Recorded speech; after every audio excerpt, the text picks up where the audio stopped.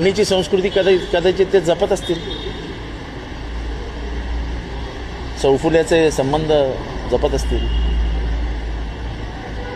म्हणजे ज्या पक्षाला पवार साहेबांनी हाताखांद्यावर वाढवलं, जो पक्ष घराघरात आपला पक्ष म्हणून लोकांनी नेला, घड्याळ निशाणी घराघरापर्यंत गेली, तो एक तर चोरून नेला आणि त्या चोरलेल्या पक्षाच्या कार्यालयात काय कुठली लावणी म्हणाले, वाजले की 12.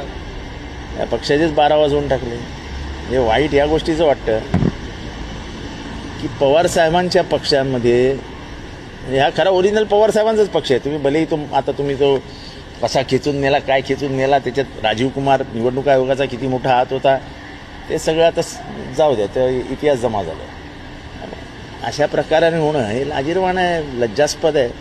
कारण का शेवटी एक लक्षात आहे की पक्ष आत्ता तुमच्यात असेल पण ते पक्षाचा जन्मदाता कोण, शरद पवार. आणि त्यांच्या पक्षामध्ये दुसरीकडे गेल्यानंतर अशा प्रकारचे लावणीचा कार्यक्रम, तुम्ही काय म्हणता, शिट्ट्या बिट्ट्या वाजवल्या काय, टाळ्या, म्हणजे लावणीचं जे त्यांचं नातेसंबंध आहेत ते संपलेले दिसतात त्यांनी.